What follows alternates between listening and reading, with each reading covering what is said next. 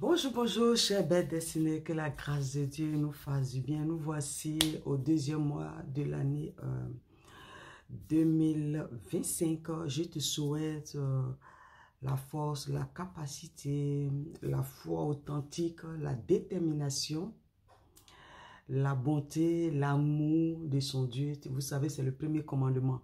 Tu aimeras l'Éternel, ton Dieu, de tout ton cœur, de toute ton âme, de toute ta force, de toute ta pensée. Voilà, je prie que tu sois dans cette dimension. C'est très important. Et deuxième commandement, c'est que tu aimeras ton prochain comme toi-même. Donc, tu commences sur toi-même. Il faut t'aimer, il faut apprécier la belle personne que tu es. Sacerdoce royal. Voilà, un élu de Christ, n'est-ce pas? Une fois que tu as dépassé ces étapes, tu peux glow up pour ta destinée. Donc, voilà ce que je vais t'apporter. Comme tu le sais, c'est la servante de Marie, Odile, servante de Jésus-Christ de Nazareth, épouse, et puis voilà quoi. Merci de partager, de mettre les cœurs. J'ai l'habitude de dire que les fils de Dieu ont de la bonté, n'est-ce pas? Bon, nous accompagnons des destinées. Oui, c'est important parce que la destinée en Christ, ça se possède. C'est un investissement, c'est une implication. Ah oui, ce n'est pas du jeu, n'est-ce pas? Bon, allons vite, allons vite. Voilà ce que je voulais t'apporter pour ce deuxième mois de l'année 2024. Va à la rencontre de ta véritable destinée. C'est très important. Aller à la rencontre de sa vraie destinée. C'est vrai.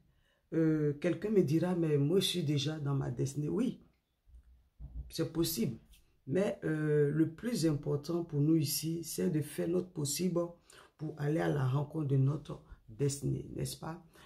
D'où je te dis ça, de toute façon, la parole nous dit dans 1 Pierre 2, verset 9, nous parle de notre position en tant que des élus de Dieu, race élue, voilà, sacerdoce royal. Quelle grâce, quelle bénédiction. Oh. Tu vois dans la dimension que ton Dieu t'a positionné. En tout cas, moi, j'apprécie cette grâce. Voilà pourquoi j'ai fait mes efforts pour pouvoir honorer mon Seigneur Jésus dans cette grâce. Et je pense que toi aussi, c'est ton cas, n'est-ce pas?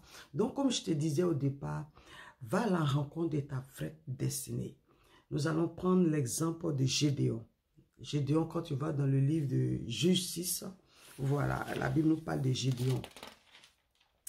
Quand nous voyons l'histoire, Gédéon, c'est un fils de Dieu. Déjà, c'était le peuple de Dieu qui était confrontés aux défis, ils étaient assujettis, dominés par les ennemis, les adversaires en face. Donc, ils ont fait recours à Dieu, comme nous tous. Hein. Ils demandaient le secours divin de l'Éternel, notre Dieu. Et notre Dieu, il a envoyé un prophète pour leur parler, pour dire, si cela est arrivé, c'est parce que vous ne suivez pas mes instructions. Et par la suite, tu connais un peu l'histoire de Gédéon. L'ange se présente à Gédéon, il dit à Gédéon, tu es un vaillant héros. Gédéon, moi j'aime bien l'histoire de Gédéon. La Bible dit que Gédéon sortait pour battre du froment, pour mettre à l'abri, parce que les ennemis arrachaient les récoltes. Donc lui, en tant que un père de famille, un frère, un époux, il faut sécuriser sa famille. Mais l'ange vient dire à Gédéon, là où je te dis, allons à la rencontre de sa vraie destinée, de notre, moi je suis dans ma destinée. Gédéon pensait que sa destinée c'était lié à battre du froment. C'est vrai, c'est un métier, battre du froment, c'est un métier. Nous ne rejetons pas ça. Mais il est important en tant que fils de Dieu, sacerdoce royal.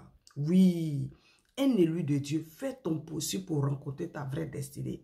J'ai fait une précédente vidéo où je parlais des pleurs, je parlais des symptômes qui s'attaquent aux enfants de Dieu, qui murmurent, qui ronchonnent, qui abandonnent.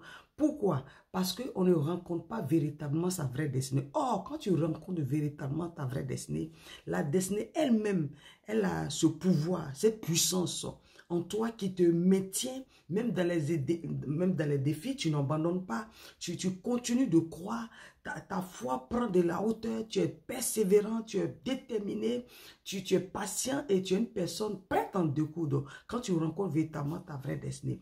Donc, on revient à notre sujet. Il y a l'ange qui dit à Gédéon, tu es un vaillant héros, voilà, et tu es appelé à libérer le peuple de Dieu. Vous voyez, le peuple de Dieu assujetti, le peuple de Dieu pleure. Mais pour que le Dieu libère son peuple, il va vers une seule personne comme Gédéon. Tu sais, souvent nous avons la responsabilité de nos familles. Un jour on en reviendra dessus. Bref, entre parenthèses. Donc Gédéon lui pensait, comme je te disais, sa vie s'était limitée qu'à battre du froment. Mais lorsqu'il a compris la pensée de Dieu, au début, il essaie de ronchonner, voilà. Ah mais Seigneur, si tu es avec nous, nous sommes des prodiges et tout ça. Mais par la suite, rapidement, il a capté. Là où je te dis, le Seigneur Jésus nous a dit, veillez et priez.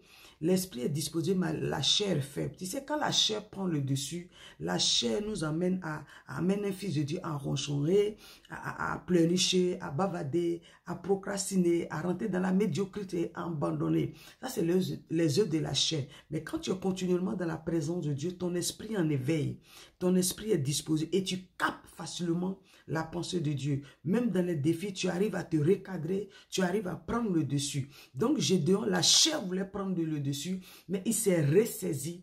Et par la suite, tu connais un peu l'histoire, il a demandé à faire une action de grâce à Dieu et à l'ange et tout ça. Donc, lorsqu'il a rencontré sa vraie destinée, clic, oh, c'était un héros. C'était un dirigeant. Bon, à l'époque, c'était un juge, mais maintenant, c'était un dirigeant, c'était un leader. Mais il était limité à battre que du fourment. Mais lorsqu'il a rencontré sa vraie destinée, les choses ont changé. Et qu'on connaît la suite, Gédéon a pu libérer son peuple. Tu sais, Dieu a déjà dit que toi, tu es un peuple. Bon, je vais faire individuellement. Dieu t'a déjà dit que tu es son élu. Tu es sacerdoce royal. Lorsqu'on parle de sacerdoce royal, c'est une fonction de haut niveau.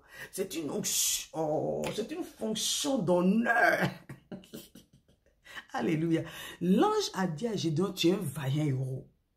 C'est une prophétie. C'est une révélation de qui tu es. Voilà pourquoi je viens te dire, va à la rencontre de ta vraie destinée. Ne reste pas là comme ça, dans la médiocrité. Tu cherches des prières ici. C'est une bonne chose. Tu vas ici, tu oublies ton identité. Christ t'a dit que tu es la lumière du monde. Regarde dans la position où Christ t'a positionné. Tu comprends un peu? Regarde comment notre Dieu nous a disposé. Il dit sacerdoce royal. Donc va à la rencontre de cette grâce. Va à la rencontre de cette destinée. Oui, c'est très, très, très important. Quand si tu rencontres cette vraie, tu te sentiras toi-même. Tu sentiras la force, tu sentiras la hauteur en toi, tu sentiras la paix. Même si aujourd'hui, là, tu ne vois pas. Mais pendant que tu es dans cette destinée, pendant que tu travailles, oui, je dois travailler sur sa destinée. Hein. C'est vrai qu'on raconte comme ça, mais c'est pas aussi un caca les doigts. On fera la suite de l'histoire de Gédéon. Mais il a posé un acte. Oh, quand tu regardes bien, Gédéon disait que moi, je sors d'une famille pauvre, je suis limité, je suis ceci, cela. Mais quand il a capté la pensée de Dieu, rapidement, Gédéon s'est mis en action. Tu comprends? Il s'est mis en action. Il a commencé à poser les actes. Il a commencé à faire les actions de grâce, les offrandes et tout ça. Le zèle. Voilà, je te dis, va à la rencontre de ta vraie destinée. Il faut embraser. Il faut embrasser. Oh, cette belle destinée que ton Dieu te propose. Race élu, sacerdoce royal. Cette promesse est pour tous les enfants de Dieu. Je suis venu t'encourager, ne t'exclus pas, c'est très important. Rentre dans ce projet, oui, fais-toi accompagner. Il faut travailler sur ton état d'esprit. Donc rapidement, voilà, étape 1, il faut accepter cette vérité. Étape 2, il faut chercher la connaissance. Étape 3, il faut travailler sur ton état d'esprit, c'est très important. Et 4, il faut accepter d'avancer dans cette bénédiction que ton Dieu te propose, n'est-ce pas? C'est une belle bénédiction. Ça te fait du bien. Bon, sur ça, comme je dis, partagez, mettez les cœurs. Les fils de Dieu ont de la bonté, n'est-ce pas? Tu as de la bonté ou pas? C'est Évangile au Marais, Odile. N'oublie pas, cette année 2025, allons au-delà de nos limites. Voilà pourquoi Dieu nous a donné son esprit. C'est pour que nous allons au-delà de nos limites avec l'esprit de Dieu. On doit faire les exploits. N'oublie pas, tu es une race élue. Sacerdoce royal. Hein? À la rencontre de sa vraie destinée. On est ensemble. Fais-toi accompagner. Bon, comme je t'ai dit, moi j'accompagne les destinées. Hein? Si ça te dit, contacte-moi. On fera des choses extraordinaires ensemble. Dieu est avec nous.